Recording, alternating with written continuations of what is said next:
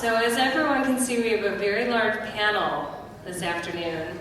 Not everyone's arrived, but it is 4 o'clock, so we're going to start on time. So one of my goals of today's panel is that you all leave here with hope. Hope that we truly can tip the scales and get where we need to go, which is living in a sustainable way so that we can leave a healthy planet for future generations. And we're super fortunate today, thanks to Paul Bassis and everyone at Arise and everyone here at Sunrise Ranch, that we're all together. And I think that this panel shows the uniqueness of a festival like Arise, where you can actually have these people coming together to be here today to have a discussion, engage with the audience, and really come to some solutions, ideas, and thoughts of how do we move things forward to get where we need to go. So I'd like everyone just to introduce yourself, just about a quick minute introduction, and then we're gonna dive a little deeper into the work that everyone's doing, but also challenge where we are today, where have we been, and where do we need to go tomorrow. So first, if everyone could do a brief introduction, that would be great. Hello everybody. My name is Bethany Yarrow. I am a singer, one half of Bethany and Rufus.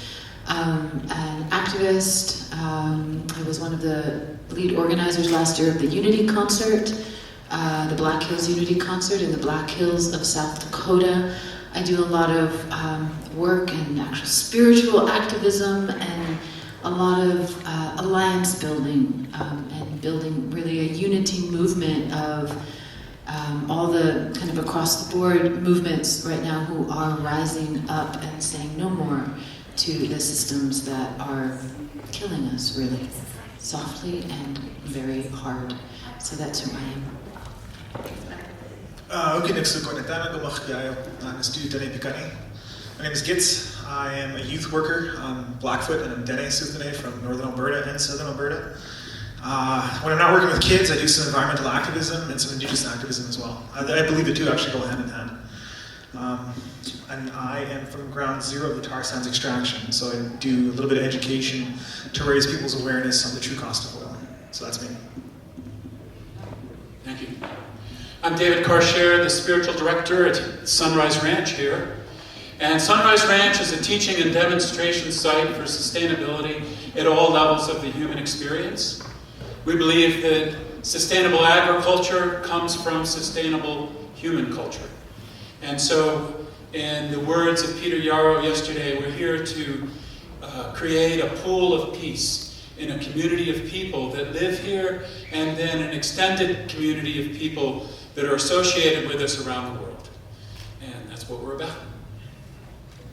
I'm Connie Baxter Marlow, and I am an author, filmmaker, and with my partner, Andrew Cameron Bailey, we've written a book called The Trust Frequency, 10 Assumptions for a New Paradigm. We feel that humanity is out of balance simply because we don't understand the true nature of the universe, how it works. So we've written this book that brings indigenous cosmology and quantum science and Eastern and Western mysticism together to show how loved we are by a conscious, loving, abundant universe. And we give people tools to understand that so that they can walk in trust, with an open heart, in balance with all of creation. Thank you. Hey everyone, my name is Xiuhtezcatl Martinez. I'm 15 years old. I'm an indigenous environmental eco-hip-hop artist, change agent, spokesperson for my generation, representing youth at United Nations forums, giving youth presentations at middle schools, high schools, and colleges all across the country. A lot of the work that I do focuses around inspiring, empowering, and engaging young people and taking action on some of the greatest issues of our time, engaging in their passions, the things that they're passionate about, the things that they love to do, to kind of create a positive difference in their community and model that as a way of life for the world. But yeah, so I'm the youth director of an organization called Earth Guardians that is working with youth crews that are making positive differences in their communities all over the world. And yeah, doing a lot of really important work. I feel like more and more young people have to begin engaging in I'm the only young person on these panels almost every time I get the opportunity to be. So kind of being able to share this wisdom throughout generations is pretty powerful. Getting the youth voice heard, I think, is going to become more and more common, more and more important, as we realize that every issue that we see today is going to be left to my generation, those to follow. So we're going to have to become a part of the solutions, we have to become a part of the conversations. More than ever before now, that is why we are here, and that is why we are so needed at this point in time. This generation has got to step up and unite with every other generation to bring forth this conscious evolution of humanity. And I believe it's possible, so that's who I am. Thanks so much. Like I said, a really unique experience to have a panel like this, and again, a rise to bring us all together. So, we want to engage the audience too, so think about questions as we move along. But after listening to everyone's introduction, it certainly feels like there needs to be some spiritual aspect, some connection to nature from, if you call it deep ecology, or what, just some biocentric viewpoint that you're connected to the earth. And maybe that's, that tipping point of getting more people engaged. So I want to talk a little bit about being here at Arise and having the opportunity to explore so many different people and what Paul and the Arise staff have in mind for this festival. So how can we take the energy here today of people of kindness and connectedness and take that home with us so that we can make these 3-4 days here last much longer?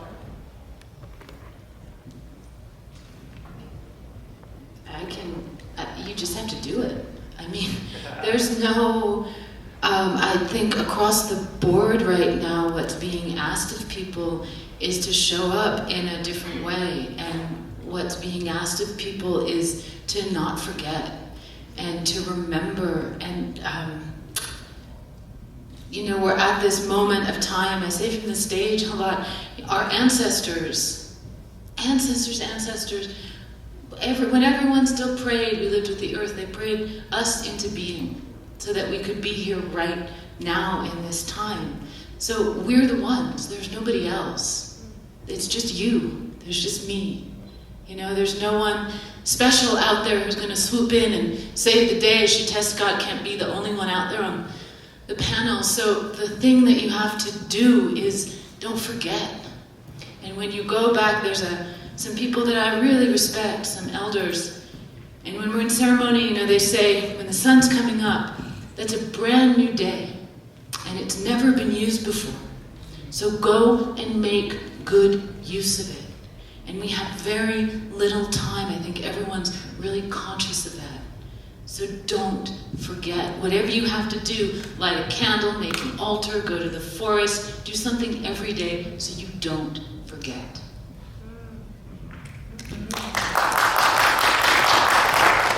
Just to quickly add on to that, it's just I think that a lot of amazing seeds are planted here at Arise through the music, through the movement, through these panels.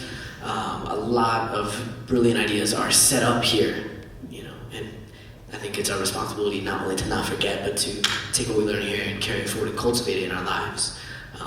Everything that Bethany has said, take that forward and understand that and be able to accomplish that through becoming more conscious and more aware of the way that we live our lives. And not only the way that we live our lives, but understanding how that affects the world. Very, very simple things that we can do to carry that forth, this message, these movements, whatever. If you come here and you were inspired, either by the view or the people that you meet or this panel discussion or by the music that you listen to, that inspiration can be turned into action. It needs to be turned into action. Yes. And so each and every one of us can come here to be inspired, but then it's up to us to take it forward and mold that inspiration into action. I think that is what we have to do moving out of this. And anytime we come to a festival or a concert or a gathering of people like this is being inspired. We come here to get inspired. I come here to get inspired, to have a great time, and to take that inspiration forward into our lives and see how do we learn from this and how can we carry it forward into action. And it's not just a personal commitment that you make with yourself on how can I do better, but it's also just how do you engage with others and make sure that we keep them conscious or bring them aboard so that they can, understand what's at risk. Connie? Yes, and Xiuhtezcatl spoke about consciousness, and I've just we've just come from the Institute of Noetic Sciences conference in Chicago, and they're on the cutting edge of the science that's putting the knowledge that we are all one. We're interconnected. Quantum science is now proving what the indigenous peoples have known forever, that we are one. And you're feeling that now at Arise, because we're here gathered in oneness with a common vibratory level, but we are all one, regardless of vibratory level, regardless of what we look like, regardless of background, story, or whatever. And this consciousness is coming to pass. We are getting it, that we are one. And once we get it, which could happen in a nanosecond, war will be obsolete. All of this stuff will be obsolete. We'll be in a higher frequency, and it'll all go away. So the most important thing is for us to come into that knowing and trust that knowing, and go there and look at each person that we see and know that we are one. And the trees and the rocks and the animals, we're just one. David, Yeah. Git. I think that there's two thoughts you need to remove from your head. And that is one, Deus Ex Machina and Techno Ex Machina, which means that like Deus Ex Machina is like God's gonna get involved just before shit gets too heavy, like God's gonna jump in and stop everything, and Techno Ex Machina, being technology, is gonna save you. That might happen, but get those two thoughts out of your head, because there's a probability it's not going to happen at all. When you have those two thoughts in your head, you go on cruise control, and you're thinking, well, this shit's gonna sort itself out. And it will. I mean, it's our global extinction. The Earth will sort itself out, the next people will come on in. If you're not aware, be aware of it right now. From this moment right here, okay? There will never be as much clean, drinkable water as it is right now. We'll never have as much resources right now. This time next year, we'll have even less. Species, plants, insects, animals, they will never be as much as there are right now. We're all born in this period of time to either watch the world as we know it end, or we're all here to fight it. This is your responsibility. Each of you here, this is your responsibility. You can choose to take that up and do your best, or do nothing with it and watch the world burn. It's up to you. But get rid of those two thoughts right now. This is your responsibility. We are all in this mess together.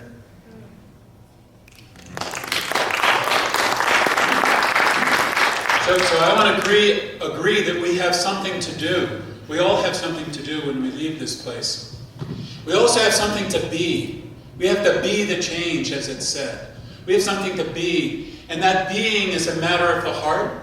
There's something that's got to happen in the heart for us as human beings, and then there has to be a coming together that is a heart experience. That's behind all the genius that needs to happen in this world. But I think all our bright ideas without a change of heart isn't going to get us very far. There has to be a change of heart and a coming together that reforms the primal bond in our own experience, our own primal bond with each other as human beings, and with all of creation on this planet, and with the very power of love that moves all of creation. So that primal bond gets healed in the heart, and there's something for us to do about that. There's something for us to do to reach out to other people and extend it, and then get over ourselves enough so that we're committing ourselves to the people around us and the world around us.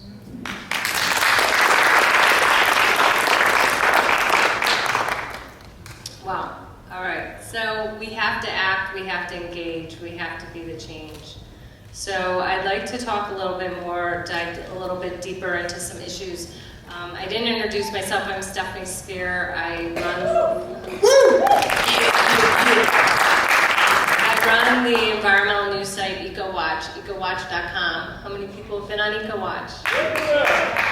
If you haven't, check us out. We bring together what we consider the most important environmental news of the day. We do it in a really nice, digestible way. So if you're the type of person that wants to keep your finger on the pulse of environmental issues, check us out. We can do that for you. We can make sure you're up to date on all the issues, and we run the gamut. I'd love to dive a little deeper into the different issues that some of you are, working really hard. The whole paradigm shift that we're on the verge of is going to come either because of drastic changes in our environment, or the fact that we've all elevated ourselves beyond the limited thinking capabilities of being stuck in this Eurocentric model right now?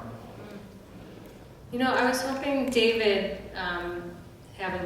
living here and with Sunrise Ranch, could share with us some of the solutions and what you're doing here. You mentioned a lot of teaching and permaculture. So with my hope that everyone leaves here today with hope, there's so many solutions.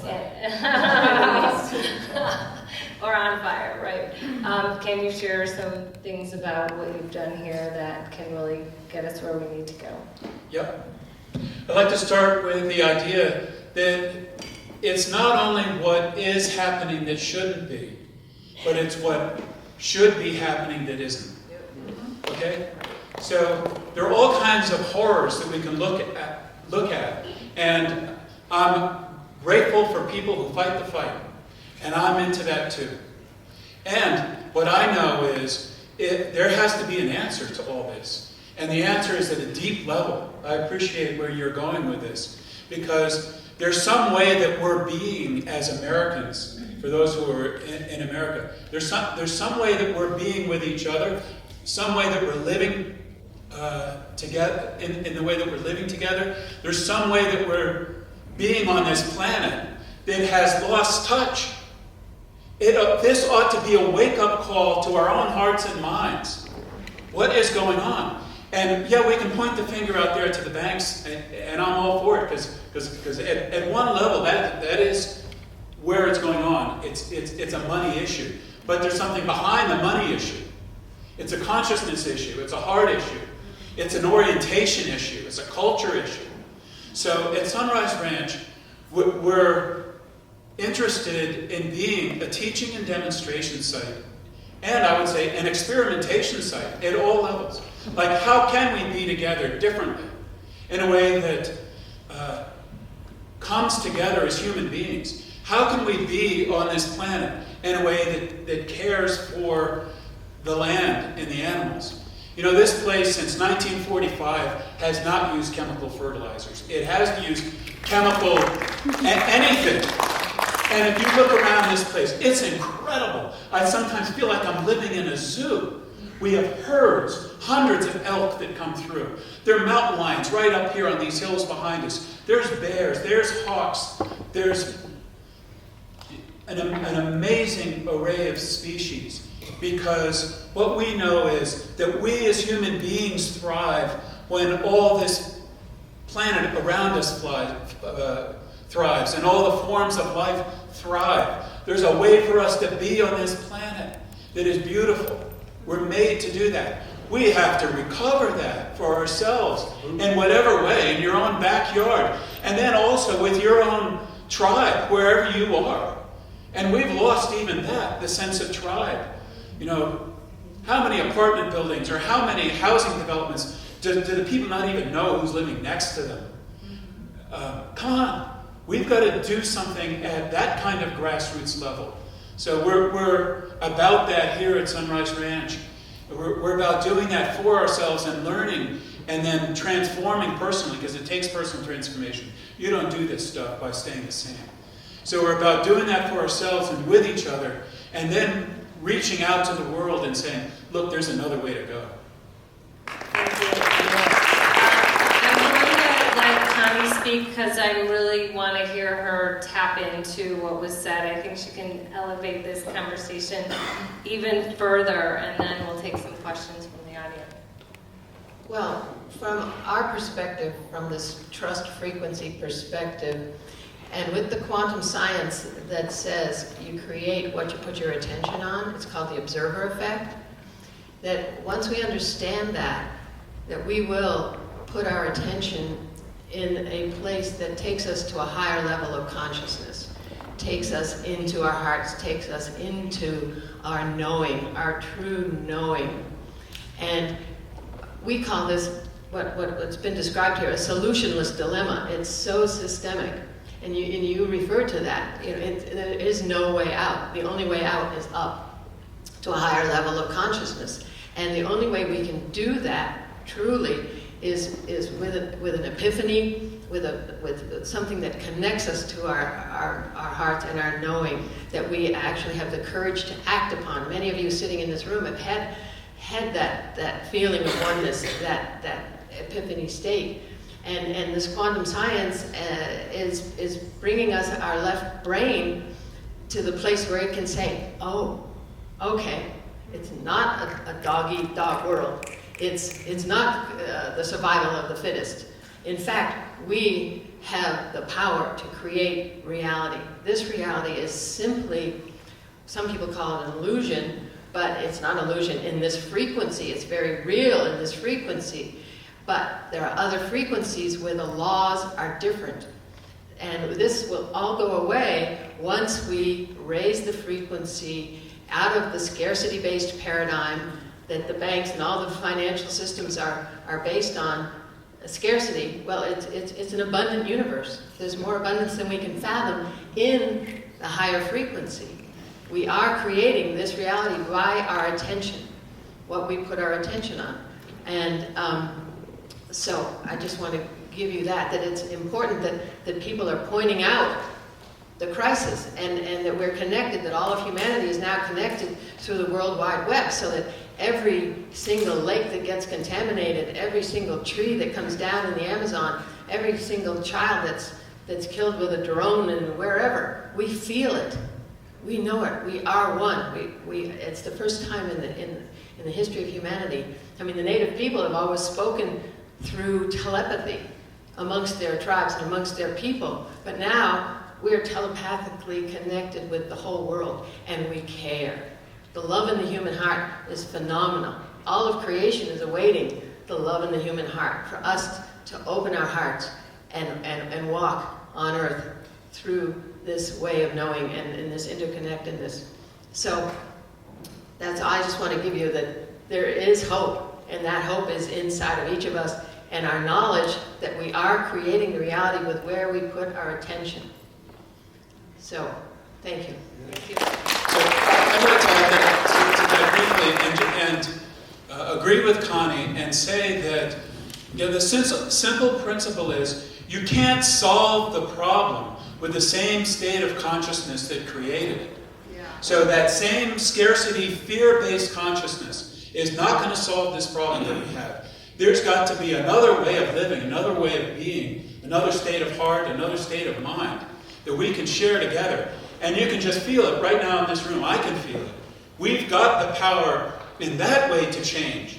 Not out of fear, but out of sensing the magnitude of who we are as human beings, the power that we have as human beings, and the power of the very love that's at our core that connects us to each other and to this whole planet. With that, we can make a difference. We can change the world, truly. But certainly not with the same state of consciousness that created all these problems in the first place. That's Albert Einstein, by the way. Let's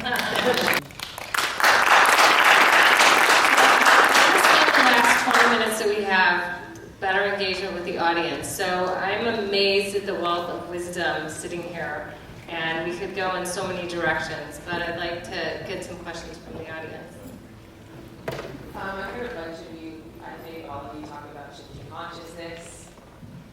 I've heard you all talk about shifting consciousness and kind of going to the next level of frequency and kind of being instead of doing. And I think that makes a lot of sense theoretically. Like I can kind of imagine that theoretically, like what that looks like as a collective shift. But what about individually? Like what can an individual do to sort of shift that internally? So a lot of what I try to do is I try to take a lot of these huge concepts like shifting consciousness and say like, okay, how can I get a 16-year-old to understand that? Or want to be engaged in that? Or, give a damn. Because oftentimes the things that we talk about in these places are very strictly for this audience, And a lot of other people aren't going to want to engage. So like finding a way to take these messages and make them mainstream and make them achievable, attainable, not just something that theoretically we got to shift consciousness. Theoretically, we got to reach another level of understanding. What I have talked about shifting consciousness, and what I believe when that comes to that is the understanding as a person that each and every decision that we make affects the planet around us. Therefore, making conscious effort to build and create the right decisions that will ripple out into the world and make positive difference, and affect people around us positively, affect the world around us positively. Because if we put thought into everything that we did with the understanding that this is going to affect someone, this is going to affect the planet, this is going to affect the world, this is going to affect the future, whether it's a small decision or a large decision, that is when action and the way that you live your life begins to change. That is the only way that people change, is if they change the way in which they think, which is something that is attainable, which is something that isn't asking too much of someone, just awareness of the way in which we live our lives and how that can be changed and how that can change the way we act amongst ourselves in our own lives. And then that'll change the way in which we treat other people and the way we treat each other, which will change the way in which we act and collectively become a community and how we are a community and how that affects in which the way that our society functions.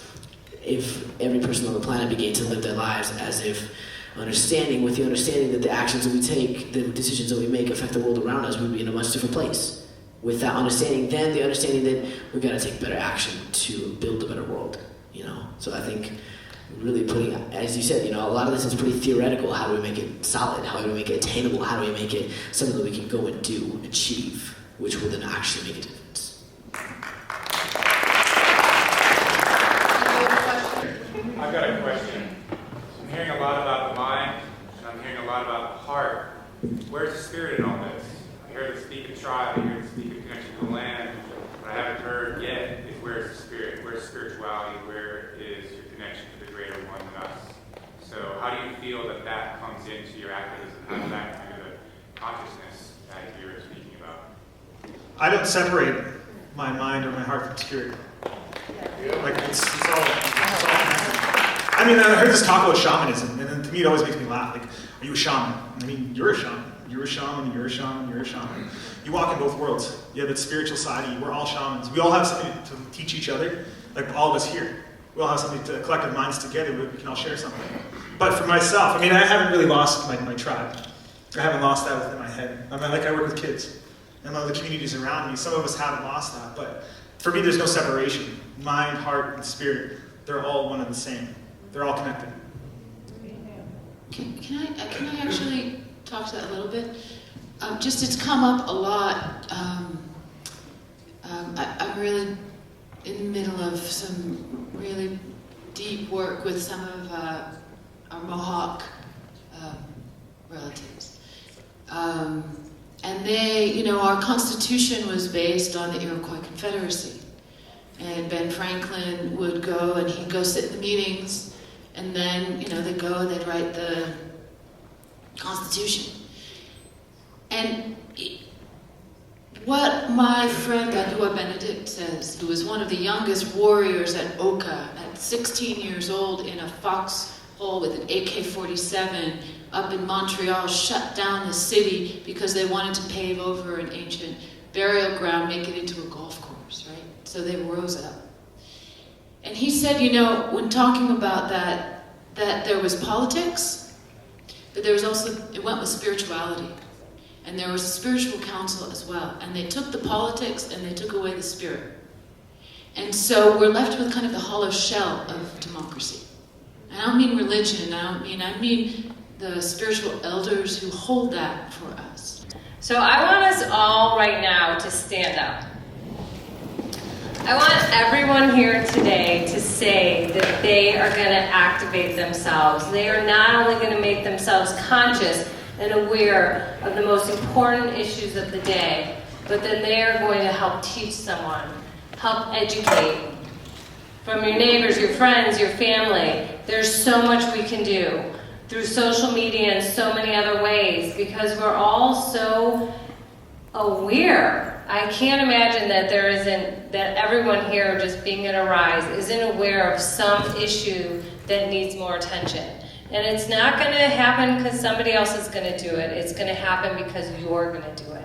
So I hope everyone will take that pledge, take action, leave here knowing that they have the power to educate other people, even without Donald Trump's $1 billion. So I want, if everyone would please give a round of applause for this incredible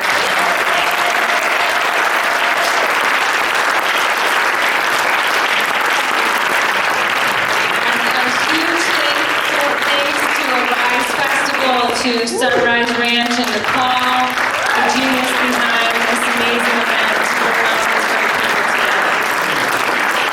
Thanks, everybody. And Rufus and I are going to play here in a few minutes, and we're going to sing songs for all of the spirits, for the water spirits, the forest spirits, the wind spirits, the ocean. So if you want to come and shout out and ask for help for all those spirits, please stay and join us. In here, right now.